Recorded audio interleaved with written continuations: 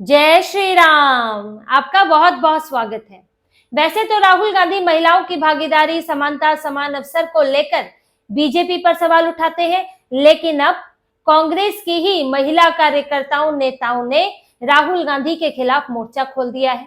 कांग्रेस की मीटिंग में हंगामा हो गया। मंगलवार को केंद्रीय चुनाव समिति की सीईसी की बैठक थी, जिसमें महिला कार्यकर्ताओं ने कांग्रेस का राहुल गांधी, मल्लिकार्जुन खड़गे, कृष्णा लबरू इनका विरोध किया और यहां तक कि मल्लिकार्जुन खड़गे को घेर लिया। बाहर जाते वक्त उनकी गाड़ी जब गेट से बाहर निकली तो महिला कार्यकर्ताओं ने उन्हें घेरा, उन्हें रोकने की कोशिश की और नारेबाजी की। महिला कार्यकर्ताओं की शिकायत है कि उन्हें पार्टी में सही जगह, सही मौका नहीं मिल पा रहा है, उन्हें बराबर के अवसर नहीं मिल पा रहे हैं। और इसके लिए उन्होंने राहुल गांधी को याद दिलाया वो बयान जिसमें राहुल गांधी ने कहा था कि महिलाओं को 33% आरक्षण मिलना ही चाहिए, यानी कि संसद के अंदर 33% आरक्षण मिलना चाहिए। लेकिन वो 33% महिलाएं आएंगी कहां से, जब आप उन्हें टिकट नहीं देंगे, जब आप उन्हें चुनाव जीतने नहीं देंगे, तो संसद में महिलाओं की संख्या आएगी कहां से। इसी तरह से बात विधानसभा की भी है और यही उन महिलाओं का कहना था, क्योंकि ये जो केंद्रीय चुनाव समिति की बैठक थी, इसमें टिकटों का ही वितरण होना था, उम्मीदवार तय किए जाने थे। और इस बैठक में करीब 18 उम्मीदवार तय किए हैं, 18 सीटें कुल तय कर ली हैं। लेकिन इसमें जो अभी तक कांग्रेस ने कुल 45 से 50 सीटें तय की है, उसमें महिलाओं की भागीदारी बहुत कम है। इसीलिए महिला कार्यकर्ता आई हुई थी और उन्होंने वहां पर यही बात कही कि हमसे काम तो करवा लिया जाता है, मेहनत तो करवाते हैं, हम भी धूप में घूमते हैं, घर घर जाते हैं, और हमें कृष्णा लबरू ने बेवकूफ बनाया कि आपको टिकट मिलेगा, आपको मौका मिलेगा, लेकिन ऐसे हमें जब मौका आता है तो हमको छोड़ दिया जाता है और हमारी मेहनत बेकार जाती है। कृष्णा लबरू हमें मूर्ख बना रहे हैं, राजेश राम मूर्ख बना रहे हैं। राहुल गांधी ने जो कहा था 33% वो कब पूरा होगा, ये सारे सवाल वो महिलाएं चिल्ला चिल्ला कर उठा रही थी और मल्लिकार्जुन खड़गे चुपचाप मुंह घुमाकर निकल गए। इस बैठक में राहुल गांधी और सोनिया गांधी वर्चुअली जुड़े थे, आए तो थे नहीं क्योंकि वो दिल्ली में नहीं है।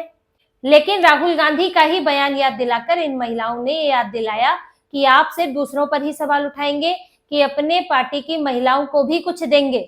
क्योंकि देखिए, महिलाओं की बात एक वोट आधार के तौर पर तो होती है, हर राज्य में होती है और बिहार में खास तौर से होती है। जिस तरह से नीतीश कुमार ने कोशिश की है इस बार, चाहे वो जीविका को लेकर आय बढ़ाना हो या फिर महिलाओं को 10,000 रुपए बिजनेस के लिए देना हो, ये सब चीजें महिला वोटर को ध्यान में रखकर किया गया है। अब ये भी माई बहन योजना लेकर आए हैं राहुल, कांग्रेस ने घोषणा की थी इसकी, है तो महागठबंधन की योजना। तो आप क्यों कर रहे हैं? ताकि महिलाएं आपको वोट दें। लेकिन क्या आप महिलाओं को टिकट देंगे? और वो भी वो व्यक्ति जो महिलाओं के साथ भेदभाव को लेकर दूसरों पर आरोप लगाते हैं। तो सवाल तो उठना ही था। अब अपनी महिला कार्यकर्ताओं को, और देखिए महिला कार्यकर्ताओं की भूमिका होती है क्योंकि वो महिलाओं से तो जुड़ी होती है, घर घर जाकर पार्टी के लिए प्रचार करती है, महिलाओं के साथ उठना बैठना होता है। तो जब इनकी जरूरत पड़ती है तो इस्तेमाल किया जाता है, लेकिन टिकट देने की बारी आती है तो कहते हैं कि महिला कहाँ जीतेगी। तो ये सारी समस्याएं होती हैं जिसके कारण सीईसी की बैठक में हंगामा हुआ है। अब इनके टिकट बंटवारा भी इनके लिए कम मुश्किल नहीं बन गया है। एक तो महागठबंधन में सीटों को लेकर तो समस्या है ही, क्योंकि अभी तक सीट बंटवारा हुआ नहीं है, और अपनी पार्टी के अंदर ही जितनी ये लोग लगभग 60 सीटें कांग्रेस जो है तय करना चाहती है, उसमें भी 10 सीटें ऐसी हैं जिसको लेकर कई दावेदार हैं।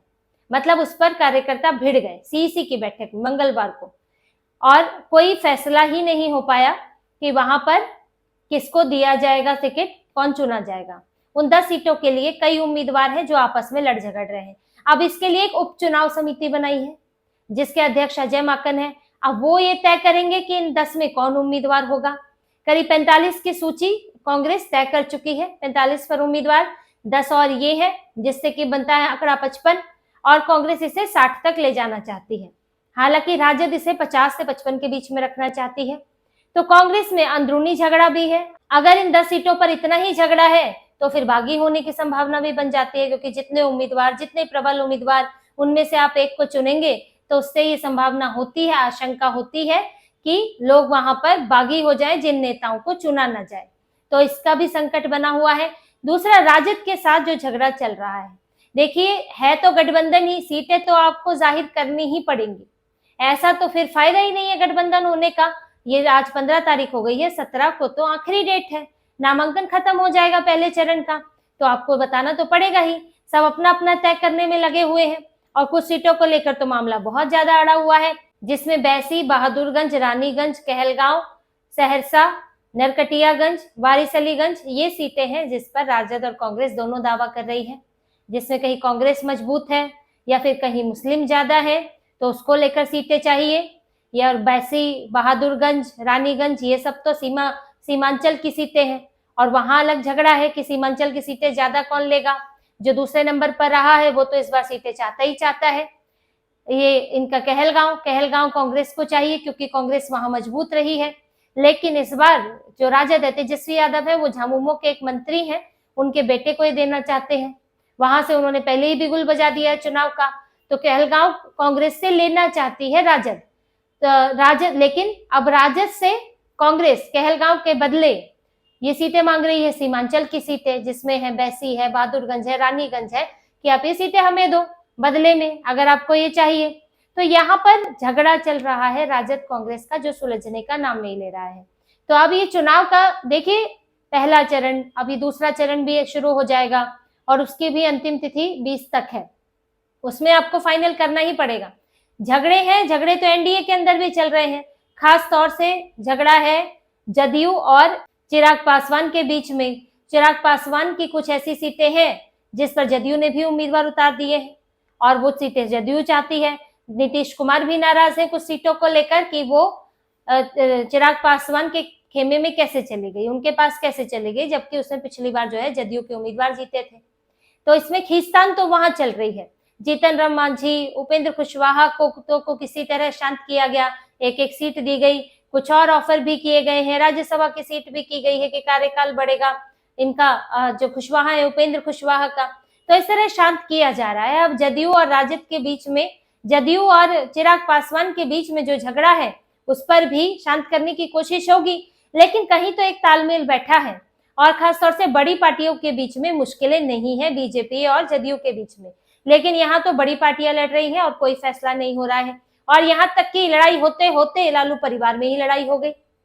जब तेजस्वी यादव दिल्ली में थे तो लालू यादव ने 7 नेताओं को सिंबल बांट दिए और ये जैसा कि मीडिया रिपोर्ट्स में है कि उनके परिवार के लोगों और पार्टी के कुछ लोगों के प्रभाव में लालू यादव ने ये किया है कि अब नामांकन का भी समय आ रहा है और उन्होंने कुछ इन्फ्लुएंस किया कि लालू यादव ने बांट दिया।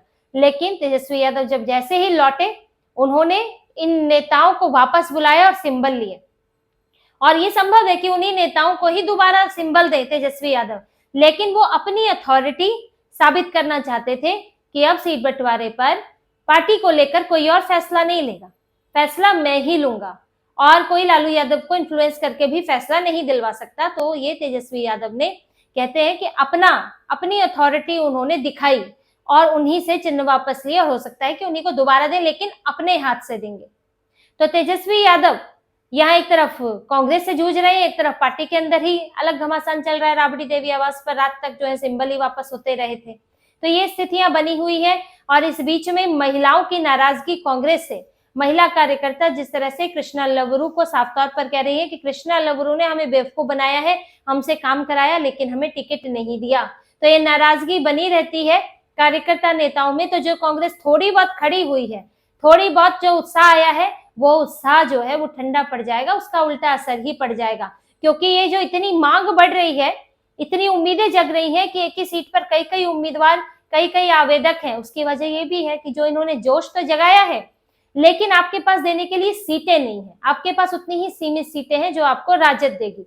तो फिर ऐसे में जिनके अंदर अब ये उम्मीद जग गई, अब तो वो निराश होंगे तो कोई बगावत करेगा, कोई चुपचाप बैठ जाएगा। तो ऐसे में कांग्रेस के लिए सीट बंटवारे के बाद भी, टिकट बंटवारे के बाद भी स्थितियां आसान नहीं है, क्योंकि तब आपको पार्टी के अंदर उठ रहे विद्रोह का सामना करना पड़ सकता है। तो इसी तरह की और खबरें और विश्लेषण आपके लिए लाते रहेंगे। हमसे जुड़े रहिए, सब्सक्राइब कीजिए, कमेंट कीजिए। बहुत बहुत धन्यवाद। जय श्री राम।